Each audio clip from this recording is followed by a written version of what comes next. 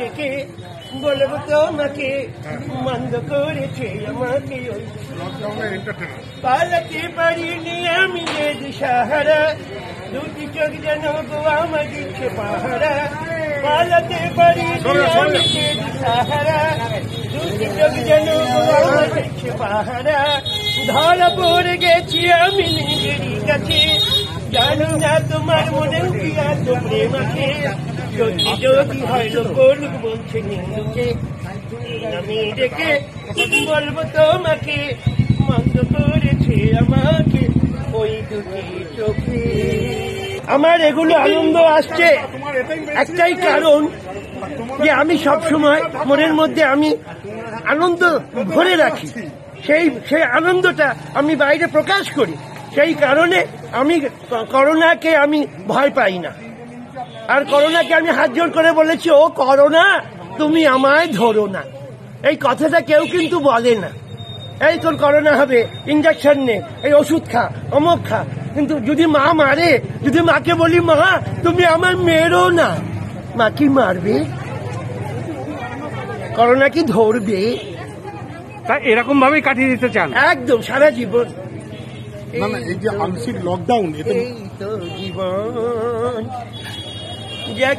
বলো, আংশিক লকডাউনে হ্যাঁ মানুষের মনে যখন অবসাদ চাবে, আপনি এরকম ভাবে কি আনন্দ দিতে চান? আমি আনন্দ দিতে, আমি সারা জীবন আনন্দ দিয়ে যাব। তাই তো বলি, আনন্দ লোকে মঙ্গলালোকে বিরাজ সত্য সুন্দর মহিমা তব উদ্ভাসিত মহাগগন মাঝে বিশ্বভুবন মহিভূতন আশ্রিত চরণে আনন্দ লোকে মঙ্গলা লোকে বিরাজ সত্য সুন্দর। যারা করোনা আক্রান্ত হয়েছে, অনেকে হসপিটালে তাদেরকে গান শোনানো হচ্ছে, কখনো ইটবেন। যদি আপনার কাছে আমন্ত্রণ আসে যে ওইখানে শেখানোর বা গান শোনানো, সেটা কি যাবেন? আমি সবসময় যাব।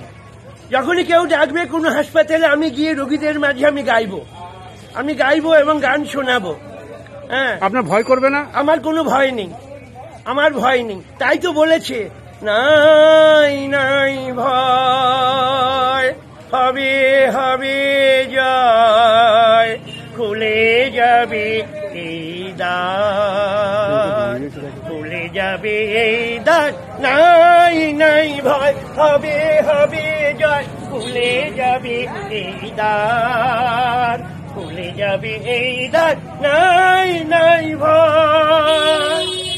কি নাম আপনার? My name is Sunil Chakraborty.